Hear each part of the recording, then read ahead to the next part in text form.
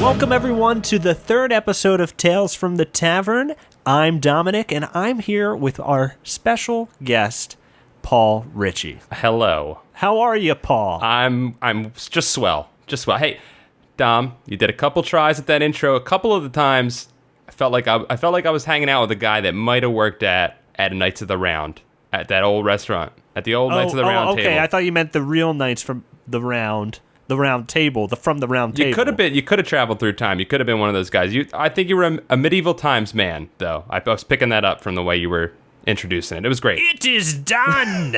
It was beautiful. Oh, I love it. That's what they say. That's what the guy says when they do the jousting games. Oh, it's so good. And the Falconeer comes out. Oh, I want to go there now. So cool. Well, hey, we should go again for some time. Oh, we did go once, didn't we?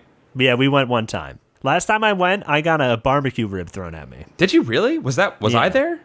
No, you weren't there. This was in Southern California. Oh, okay. Well, that makes sense. Yeah, a dude was serving barbecue ribs, and one hit me right in the back.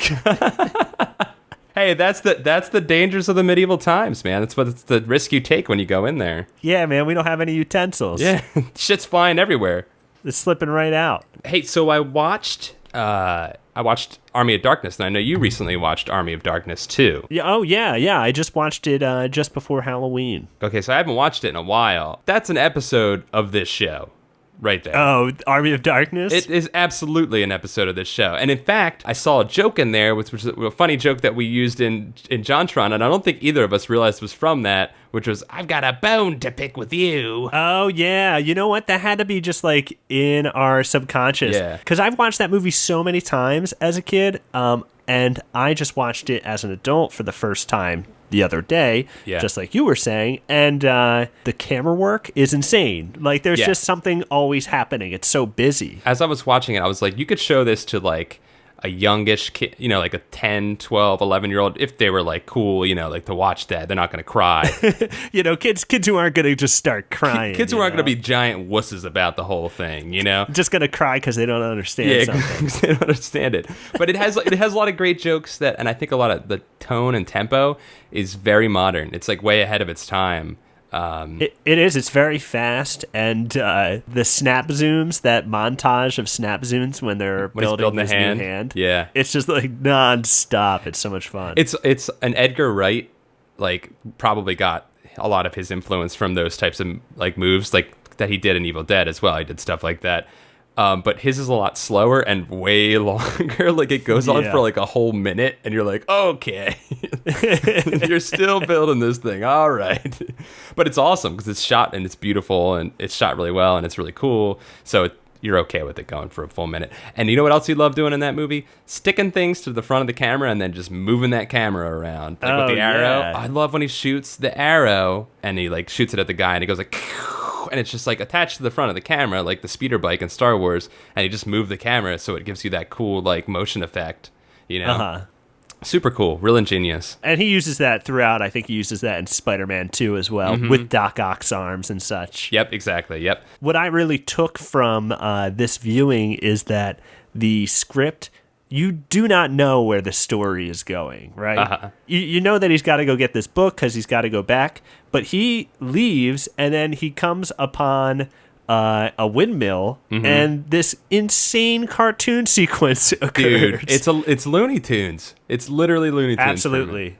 It's fantastic. I love the scene too right after that where he goes to the graveyard and he's got to pick up the book. And he picks up the wrong book the first time, and then he's looking at the two books, and like he's having like that cartoon moment where he's like, he's like looking at either one. He's like, you almost got me, book, Yeah, it's so great. If you haven't seen Army of Darkness in a long time, do yourself a favor and watch that movie. It's so great. Hey, we made a show together, didn't we, Paul? We did. We've made a couple shows, but the one that everyone knows us for better or worse, is Continue. It's a YouTube show. We play video games, and we make jokes about them, and we have a good time together. It's what people would consider a Let's Play nowadays, huh? Yeah, we did it way before that, though. We made that show so that we didn't have to make other shows. We were like, we want an excuse to go sit, because we had a studio space at the place that we worked. Yeah, we worked at this place called Gamer Vision. Yeah, and we were like, let's find a way to go into that room, close the doors, and scream a lot. And we did that. and have that be work. And have that we be work. figured it out, man. We made that show. 5 years later, you're still doing it. It's got a bunch of subscribers, a bunch of people on there watching you play video games, and now we're in a tavern here. Where are we? We're in a tavern. We're in the land of, and I'm going to admit, I catered this to you, the land of Everfall, where it is always fall. There's beautiful giant red leaves and gold leaves fluttering down around us. And it's crisp and cool out, and everything smells like apples for some reason. And it's fantastic. And we're at the Green Acorn. It's a little tavern, literally a little tavern. It's for mice and squirrels, and we're not actually in it. We're sitting beside it on like a hill. And there's a serving woman that's a little rat serving woman that's coming out, and she's dumping thimblefuls of cider into like a washing basin for you right now, because that's the largest container they could get for you. That sounds wonderful. I'm so happy you brought me to the Green Acorn. It's an adorable time, I gotta admit. Yeah, it's pretty adorable. It sounds like a crunchy old time out in that Everfall world. Oh yeah, man! You can hear it's crunching everywhere. There's little birds fluttering between the trees. Hey, but we don't know what they're saying about us. I think they might be talking shit on us. Birds are usually talking crap if you hear them. Birds are always talking crap. They're talking about you. Yeah, they're just sitting up in their trees, just judging away. They'd be like, I'm gonna go poop on that fool. I can. He can't do anything about it. I'll fly away. I'll just fly right out of here. Hey, it sounds like it might be hard to be a rogue in Everfall, because like if you're sneaking around, you know. Oh yeah. You got to do the old Native American trick, which doesn't exist in Everfall, but we know it because we're Outlanders, where you step heel to toe. You got to go heel toe. But even then, you're gonna crunch. Things are crunching. You're gonna crunch. Would you say that this tavern is for rogues? Do rogues come here? The Green Acorn. It's a farming village. They mostly farm rocks. They just grow into more rock. Like they're just rocks. They stay like that. They grow rocks out of the ground. So they plant them and they expect something to happen, but nothing happens, which explains why you always see small woodland animals collecting things for the winter, because they expect these rocks to grow into food, and they never do. So they fucking rush around for a couple months, and we're like, shit, it didn't work again. Now we got to go get some food, and they run around and they do all that. But they keep doing the rocks. They never learn. They're dumb. That's they're dumb little animals. Adorably dumb.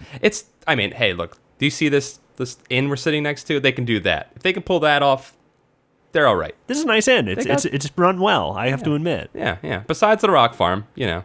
The rock farm is cute. I like the rock farm. Yeah, I mean, I like it too. I'll give it to them. They're all right. They're all right people. They're all right here in Everfall. Yeah. What would you say is the best drink to get here at the Green Acorn? Best drink. I'm gonna say, like I said, we're drinking a cider here. I think they know they're very they're an agrarian people. Not that they can't grow things. Obviously, they're not that kind of agrarian, but they do enjoy pulling things out of trees. So they can pull a pear, they can pull an apple, and they can mash it up and make it into something delicious. So a cider, a good cider. All right. Hey, okay, I like a good cider. Mm-hmm. Well, Paul, our prompts this week are Centaurs and Runes, suggested by Luke Noodles and Alex M. What do you say we get into the world of Everfall? I want to hear your story about Centaurs and Runes. What do you say? Let's dive right in.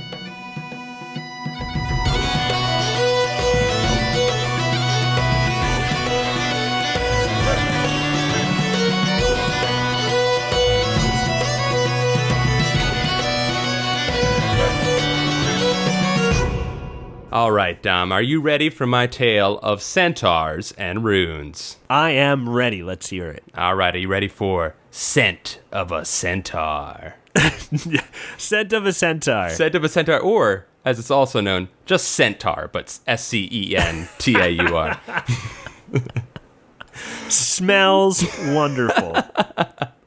Hey, man, I told you, Everfall smells great, so, even the Centaurs smell good here. It's great. It's a great place. All right, ready? The wind howled and whipped through the misty graveyard as Petra Plainstrider crept between the cracking and crumbling headstones. She slowly navigated the moonlit ground, placing her cloven centaur hooves carefully so as not to trip, and observing the headstones as she passed them. One read, "Here lies old bones. Just a pile of bones I became best friends with." Never really know who the bones belonged to, but those bones were the best damn friend a guy could ask for. That sounds so wonderful. That guy sounded like a real companion. I know. He said, hey, the guy who possessed the bones did, and the bones were a great friend. My only question is, when did he decide to bury the bones? When was he like, all right, enough's enough. The bones got to get buried. Yeah, all right, this guy's dead. Was it like Lars and the Real Girl? Yeah, or? He like grew beyond those bones as a person. We're getting right into it. I'm glad we could take that little meandering jaunt right there. One paragraph. Stop by that old Ryan Gosling mustached vehicle. Oh, okay. Petra spied a hooded figure standing beside a mausoleum with 2 butt-naked orcs standing sentry on top, their butt cheeks frozen in a state of perfect flex. She knew nothing about the man she was meeting, but she knew one thing. He could pick a secluded meet-up location with style. She approached the man and he lifted his lantern, illuminating the craggy, scarred skin of his face. "You have brought what I require?" said the scarred man. "I have," said Petra. She pulled a satchel from around her torso. The bag shook and let loose a muffled scream. She put her hand into the satchel and lifted out a small, gagged scarab. His shiny gold carapace was covered in green, glowing runes. "A rune beetle from the east. I trust this will suffice. I have suffered greatly to bring this here." The beetle's eyes widened as she handed him to the scarred man, and let out a violent scream as the man removed the gag from his mandibles. "No, please! I haven't done anything! Just please let me go! I have a wife and kids! I'm not just a plot device!" The scarred man drug a twisted dagger across the beetle's throat. He lifted the dying bug's carapace over a jar and watched as all of the creature's milky white blood emptied out. The side of the jar had a label on it that said, "Face lotion." Oh, what?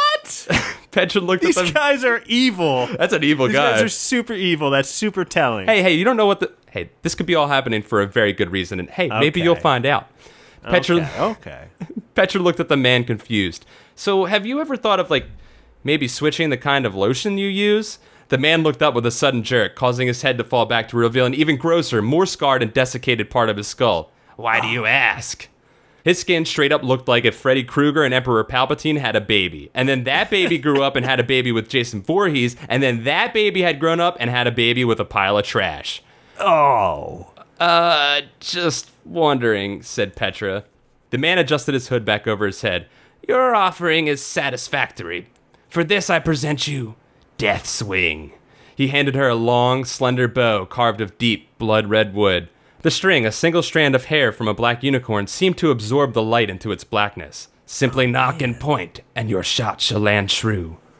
Petra held the bow up to the moonlight, and an inscription began to glow dimly on the side. She read it out loud. "Chickadee China, the Chinese chicken. You have a drumstick, and your brain stops ticking." She looked up from the bow. "Never have I encountered words of such beauty and truth." The hooded man nodded his head.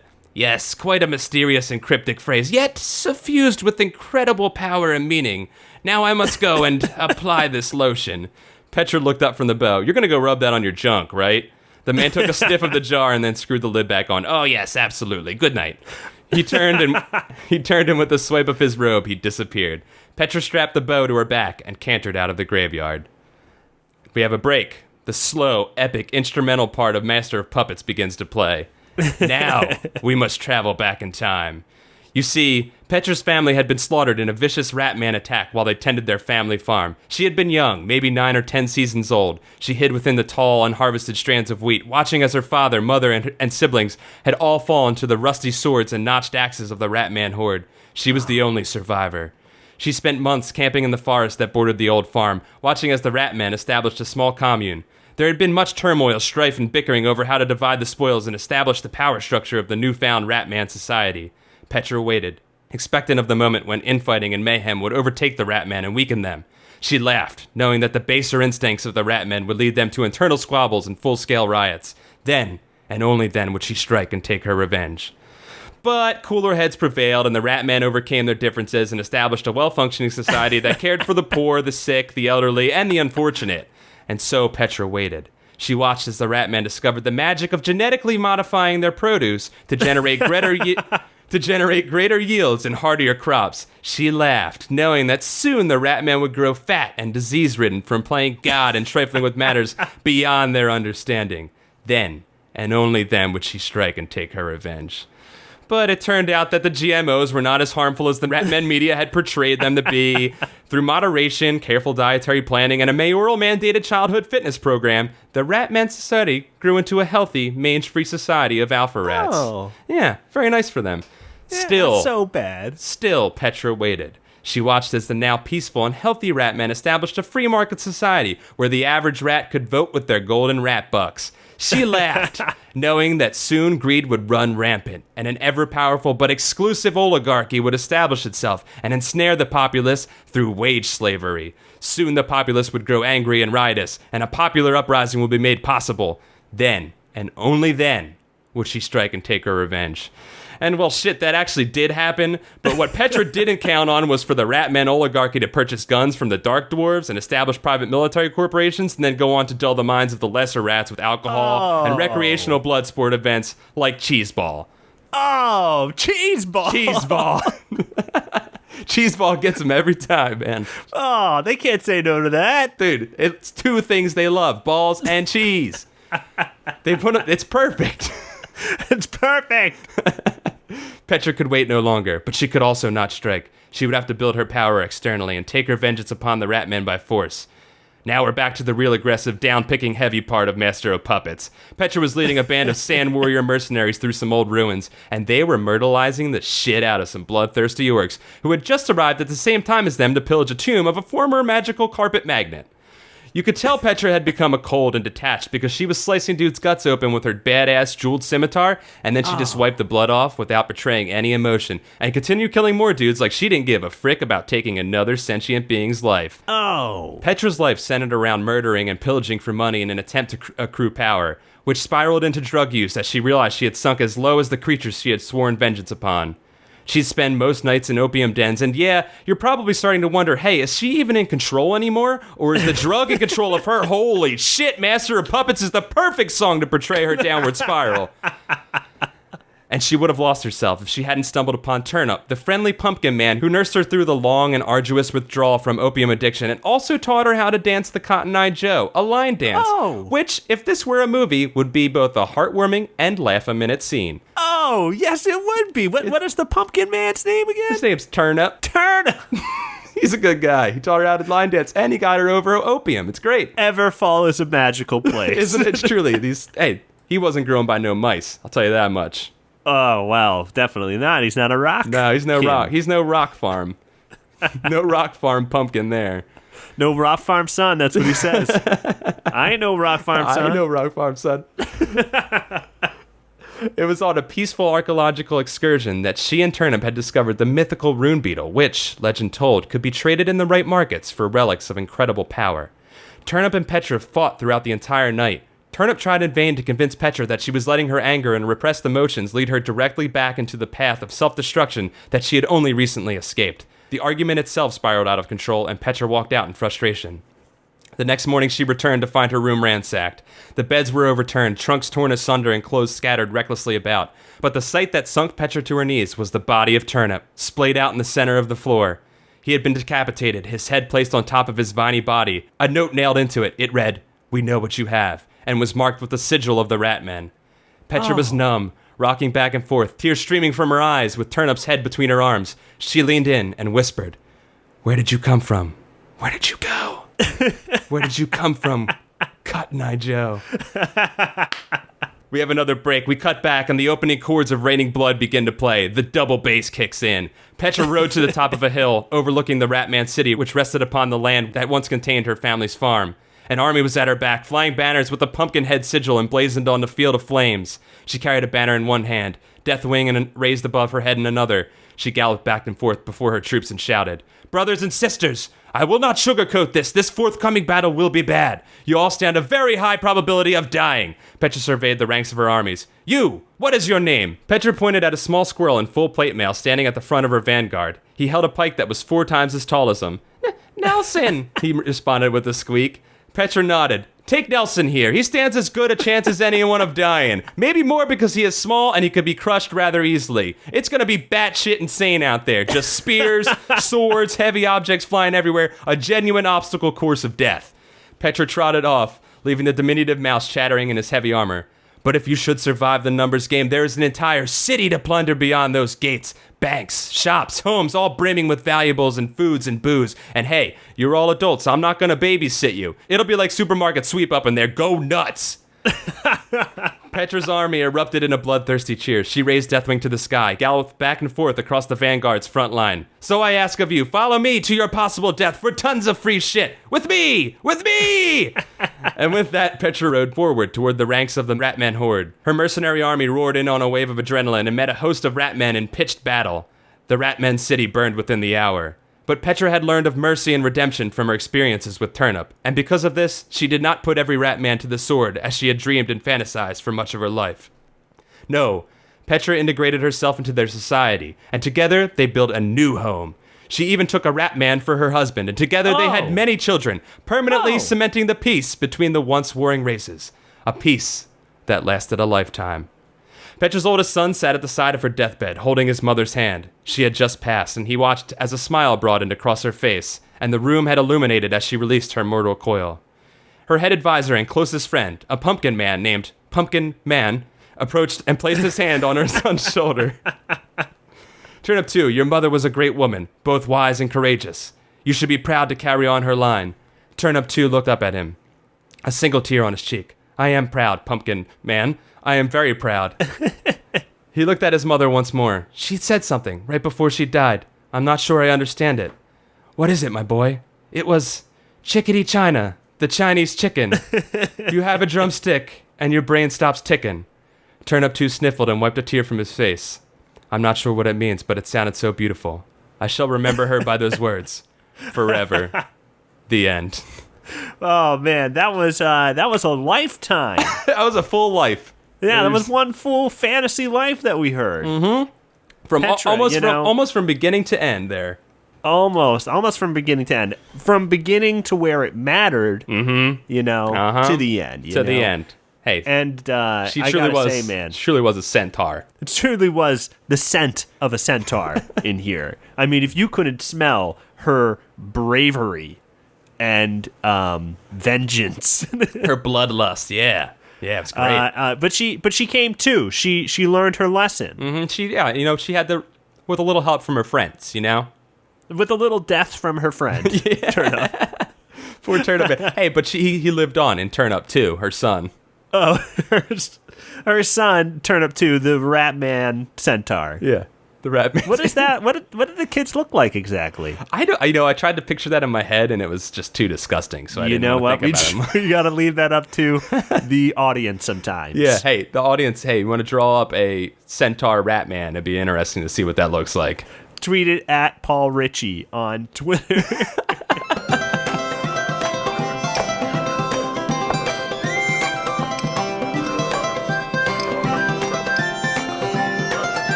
Okay, Paul, my story of centaurs and runes is called The Hot Bods of Hoof Dog.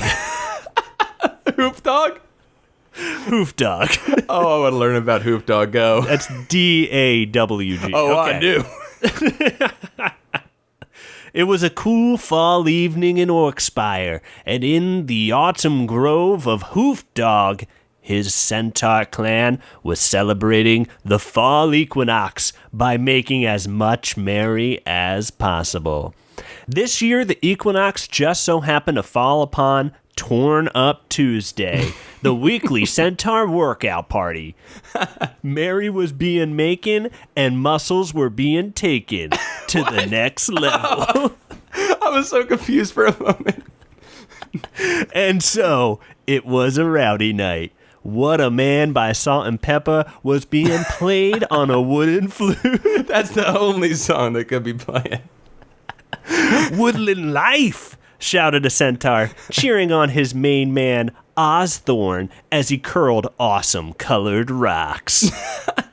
Ozthorn's hair was long and black with a short beard. He was a ripped pinto centaur, and he had been curling these rocks for the past hour. He began to struggle mid-rep. He gritted his teeth and looked at the rock's awesome color, which reminded him of the time he bought the rocks from a homeless gnome who was painting them on the side of the road.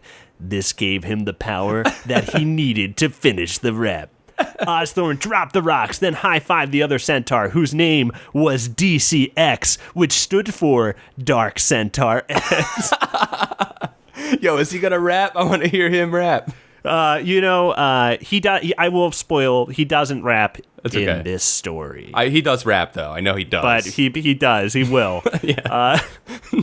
Then DCX gave Osthorn a congratulatory kiss on the cheek because there were no masculine boundaries in Orkspire. All right. And sometimes you just gotta kiss a good-looking man. Hell yeah, man.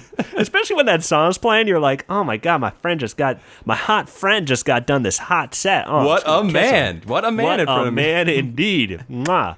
Osthorn and DCX were bros, and being a bro meant you were in the band, bro. The band of centaurs. The bros of Hoofdog. The solid dudes who never lose. The Muscle Brothers. The OG Muscle Brothers. The playful sack of funny friends. Hoofdog's disciples. The Wine Boys. Yeah. And the 12 BC, which stood for 12 Bad Centaurs. Hoofdog was the solidest of bros, but one day, Hoofdog got old and died because life's just kind of like that, man. One day you're number one, the next day you're number done. Hey. Because you died. Hey, that's the goddamn truth. There's an old saying in Orkspire. As time went on without Hoofdog, the parties got wilder and wilder. Just across the grove was Pythonius, the buffest and oldest centaur in the clan. He had grayish-brown long hair and a beard, with an eye patch over his left eye, so you know he was tough. Pythonius dropped the huge rocks he was curling and started roughhousing with his boys because he was amped. Real punches started getting tossed around, which caused Osthorn to call out, "Hey, you guys be careful over there." Pythonius got all up in Osthorn's face for, like, no reason. Hey, man, you don't stop a roughhouse, all right? "Don't tell me to be careful, bro," said Pythonius. "You think you're all nice and stuff, but you stink." "Whoa, my boy smells wonderful," said DCX. Pythonius threw some hay in DCX's face. Oh, a real-ass fight broke out.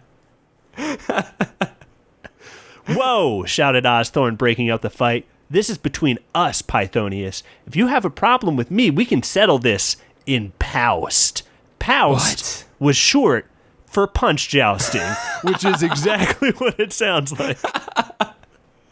"You got it," replied Pythonius. "I'ma pounce your ass so hard. Also, you smell awful." "Yo, he smells like a cloud," yelled DCX. Pythonius threw some wine at DCX's face. Another real-ass fight broke out. Yo, a cloud smells mad nice. If there were a cloud candle, I would light that shit. In my room. I would put cloud oils all over myself so I smell good. Yo, DCX is a boy. Yo, he is the Dark Centaur. After the second fight was broken up, the centaurs moved to the druid circle located within the grove. Giant rocks were arranged in a circle with runes carved into them. Pythonius came to the center of the druid ring as a centaur played his music on a wooden flute. "I'm just a centaur boy." Yeah. "Centaur boy." "I'm not your boy." The centaur played some dueling music on his flute as Pythonius and Osthorn charged at each other. "For Hoofdog," shouted Pythonius as he swung at Osthorn's face. The Pinto centaur ducked and countered with a jab to Pythonius's left tit. Damn. "You're lucky my body's so swollen that I didn't even feel that," said Pythonius, turning around to charge once more. "We don't have to do this," said Osthorn. "Think about how stupid fighting is." Pythonius wasn't listening. He's dropping the hard truths on him, man. Yeah, man, you gotta think about that, man. Before you do it, think about it. Think about it. Pythonius wasn't listening. He had already begun to charge back at Osthorn once again. fists cocked. Oh, Osthorn charged back, but was hit square in the nose by a mighty Paust from Pythonius. The crowd collectively yelled, "Oh, shit!" Osthorn's nose was broken and bleeding. This pissed him off. He put up his dukes and prepared to poust again when suddenly horns blared around the druid circle. Oh, this confused the centaur, and one of them got spooked. Goblins riding wargs emerged from the forest, spinning nets above their heads. "Bad guys!" shouted the flute-playing centaur, throwing his flute on the ground. Oh, no, that's his flute. He needs that. I know! That's how I identify who he is. It's his real name, by the way. Flute-playing centaur. Nets were thrown over the brothers, capturing them. Goblins wielding spears pinned the Brosifs down. On the biggest warg was the most beautiful goblin any of the centaur had ever seen, with a strong jaw, dimples in his cheeks, and long blonde hair. I thought it was going to be a woman. Wait, say that again? I thought it was going to be a woman. Oh, well, that's the thing. Hey, he's so gorgeous. Yeah. Mm-hmm. You think he's as beautiful as a woman. But Right. his name was Gregory. Gregory Gorgeous. Yo, I'd date him. You'd get one look at him. You would probably date him. "You centaur should be honored," shouted Gregory. "I find you all gorgeous, and so you've all been chosen to be my royal steeds."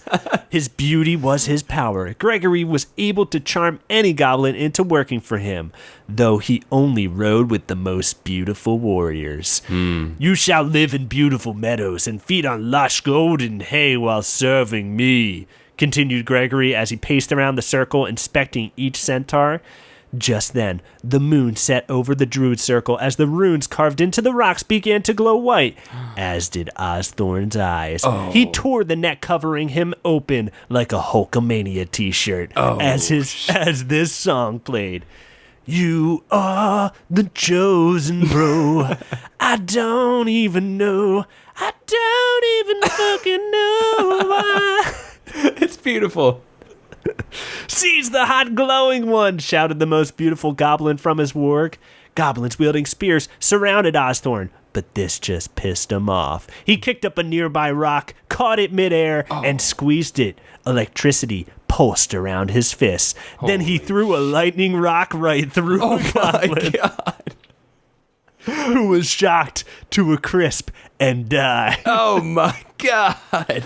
"My stars, he's gorgeous," said Gregory as he watched Osthorn throw more electric rocks through goblins. "Stop! Cease this fighting, centaur who has now been chosen to be my personal steed," shouted Gregory. Osthorn held an electric rock as he turned to the head goblin. No, not Gregory. "Not cool, bro," said the centaur as he threw an electric rock right at him. Gregory just dodged it, thank God. singeing the edge of his hair. Gregory looked at his burnt hair in disbelief. "I am wounded," he shouted to his followers. "Retreat! Retreat, my gorgeous goblins!" He continued shouting as he ran off into the woods. What was left of the goblins followed, with Osthorn throwing electric rocks after them. Yo, don't fuck with that centaur, man. Holy shit. Dude, he's got electric rocks. Jesus. Rocks are bad enough. To I know. electrify him? I get hit with a regular rock, I'd be pissed off. Or dead. Or dead.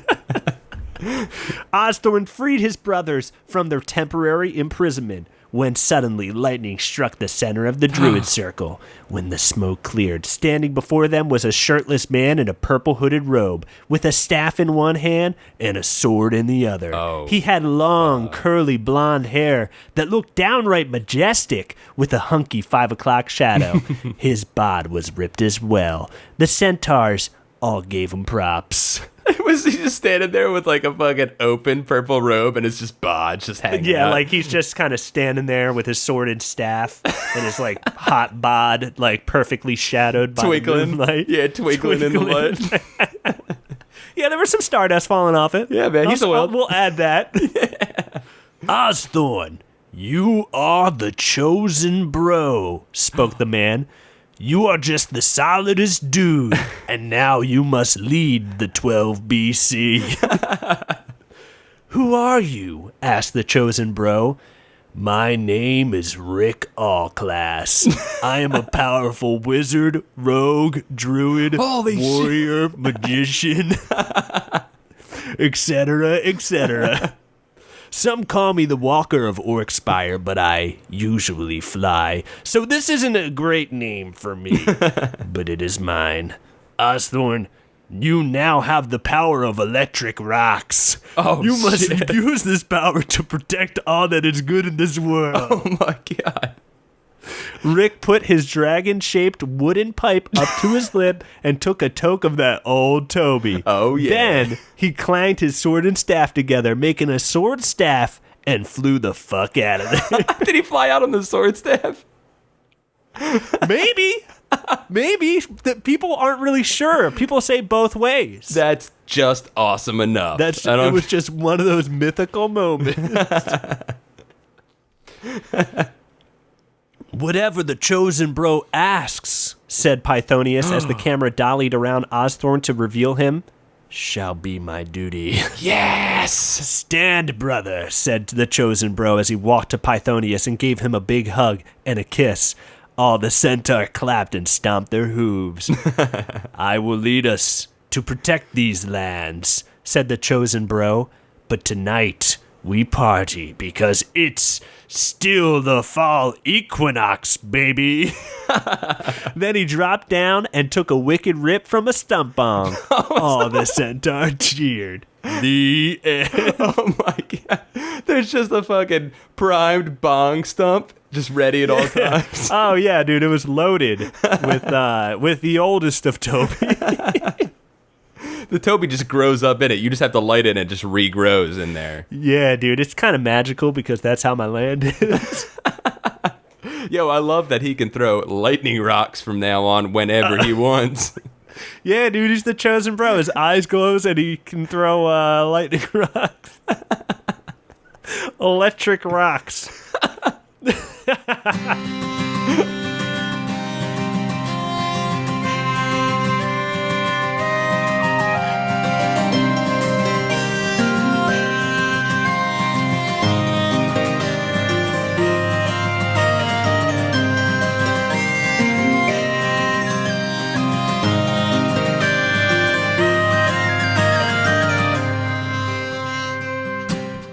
So, Paul, I have to ask you, Petra seems to have a few pumpkin men in her life. Uh-huh, yeah. Would you say that there are, like, villages of pumpkin men in Everlook? Oh, for sure, yeah. There's a whole society of them. Oh, really? Oh, wow. Oh, yeah, is there, man. like, a mayor or a number one pumpkin man? There's a king pumpkin. Yeah, there's definitely a king pumpkin. Oh, there's a king pumpkin? Yeah, man, and he doesn't have a crown. They just carve his head into a crown. Oh, okay. Well, that's cool. I'm sure he's cool with it. It's very painful for him. But he's the king, so he's got to do it. Someone's got to do it. Hey, man, it's good to be the king, but It's good. I wouldn't want to be the king. I don't want that carved head. I don't want that crown of pain. A crown of thorns, literal crown of thorns upon crown you. of thorns. It's funny because in last week's episode, Tim did a story about pumpkin people, and I had actually started my story and had a pumpkin man in it. Oh. And I had heard that, and I was like, oh, man, no way, that sucks, he did it. But then he did a whole evil town, so I was like, okay, I'll have the good pumpkin people. Yeah, you kind of took it your own direction. I'm glad you kept it. I'm glad you didn't cut it, because you had the idea. You just both had good ideas. Yeah, and hey, Turnip lives. Turnip lives through the memories of people. It's like that Star Trek episode where he gets the flute. Have you seen that one yet? No, I have not seen that one. Oh my gosh. Paul, you haven't seen too much of Star Trek. No, I gotta watch some more of it. I always sit down. You've given me a couple episodes to watch, and I have to sit down and watch those ones. That's a good one. The flute one's a good one. The flute one? Okay. Hey, yeah. I had a question about your story. Does Osthorn have to carry rocks around with him forever now because he's got lightning rock power? Yeah, so, I mean, I would imagine that he would, because the story has not been told yet, but I would imagine that he would keep, like, a sling or, like, a satchel of rocks around his upper body at all times. Damn. So that he can just pull them out, catch one on electricity, yeah. And throw it. Power it up. Catch one on lightning. I was out taking a walk and I got caught on lightning because I got hit by an electric rod. Hey, that sounds like how a guy that got hit by lightning would explain the thing. As he gets hit by lightning for the second time. Oh, shit. That's so strange. That you get hit twice? if you are hit by lightning, your chances of being hit are increased, aren't they? Yeah, because your brain gets catched on lightning, right? Yeah, it gets caught on lightning, man. I've been living on lightning my whole life. Oh, shit. I'm Frankenstein. Everfall seems like a magical, mystical place that I wish I could go visit, because not only does it have pumpkin people, but you also have little critters living their lives, talking and being warriors for armies and such. Mm-hmm. Dude, they'll fight for the right cause, and they fought for Petra. Did Nelson survive, the squirrel? Nelson the squirrel? I thought about that. Yeah, he survived. Yeah, he did. And he went nuts. He was like blood thirsty when he was in there. Wow. Yeah, he turned. He had to actually be chained up after a while. He went buck. Is that how Everfall deals with PTSD? Well, he just had to chain you up. Yeah, chain you up until the PTSD goes out of you. At least eventually. You yell it out. Yeah. Are there any other kind of fall creatures or things that are living within Everfall? And you don't have to answer that now. If you want to keep it a secret, keep it a secret. But I just had to ask. I loved Everfall so much. There are the turkeys fly there, and they're massive and they have giant talons. Oh, that's frightening. They're very frightening. But if you kill one, you can eat for like a month off of that carcass. Oh yeah, I would eat after Thanksgiving sandwiches for a month. Oh yeah. I'm trying to just have that be my life. I'm just trying to eat that all. I'm just trying to cook a turkey every day and then have all the turkey leftovers I want. That sounds frightening, but I would take it due to the fact that I could have a big old turkey feast. Hey man, no risk, no reward, right? Yeah, you're right. You're absolutely right. My story didn't actually it took place in Everfall, but the rat men aren't like so there's a world of small creatures like the mice, and there's regular rats, but then there's the rat men, which are human-sized rats. Oh, yes. So those were totally different. Those are the bloodthirsty ones. The regular rats are cool. They're down to hang. Yeah, they seem like chill guys. I mean, the waiter we got going on here seems like a nice person. Yeah, they're bringing you your cider slowly. It takes them a very long time to serve us, but I don't know. I'm not gonna. We're here for the stories. We're passing some time. It's like an Italian dinner, You're taking your time with it. Paul, I just got to say, man, thanks for taking us by the Green Acorn. I had a wonderful time. Hey, it was my pleasure. I can't wait to come back to Everfall, man. Oh, there are many stories lined up there. Before we go, Paul, we made something recently together. We wrote something together, didn't we? We did. So if you liked listening to our stories, you might like the show that we made for Disney XD called Spooky Squad. Yes, we made a show called Spooky Squad, which is, if you've seen Are You Afraid of the Dark or Goosebumps, the TV shows, you'll identify what Spooky Squad is immediately. Yes. It's one of those. Yeah, it's one of them. It's a comedy. It's funny. It's a fun time. We wrote a story about a boy who steps into a Bigfoot footprint and turns into a Bigfoot. That does karate. And spoiler alert, he does karate. He does karate. He's gonna do karate. Where can people find Spooky Squad, Paul? They can find it on the Continue channel, which we were talking about earlier. It's youtube.com/continue show, and they can find it there. It's pretty recent video. It should be up top, and it'll be we have a playlist called Films We Made. It'll be in there as well.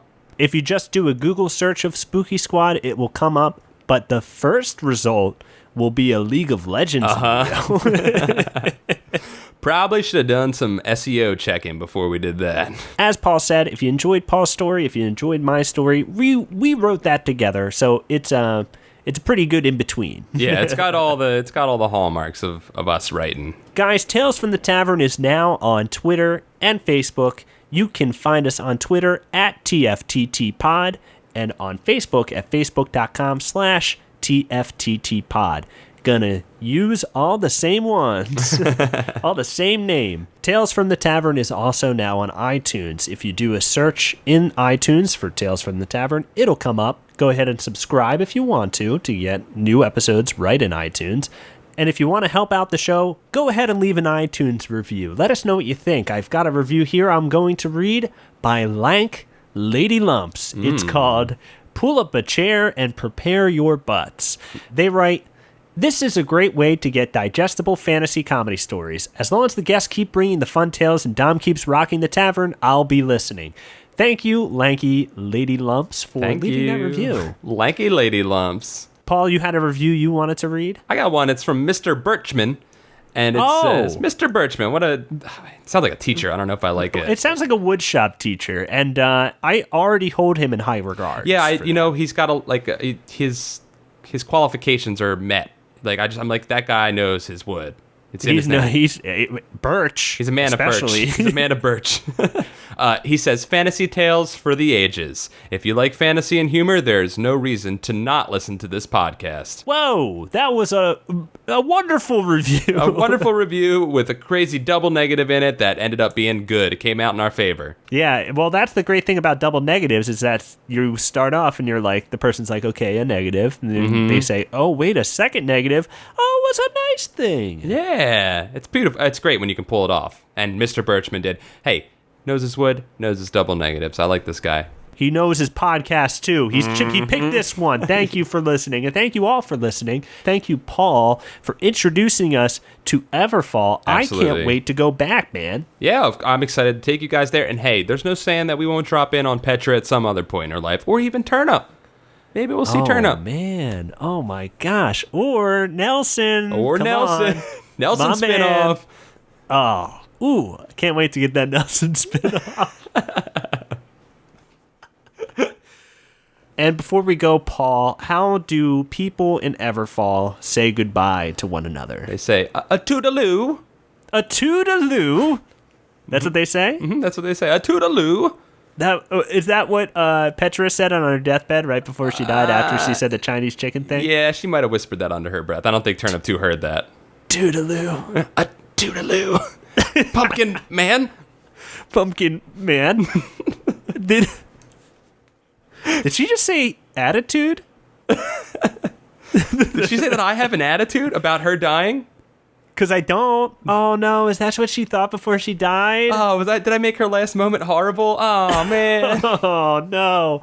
I'm terrible.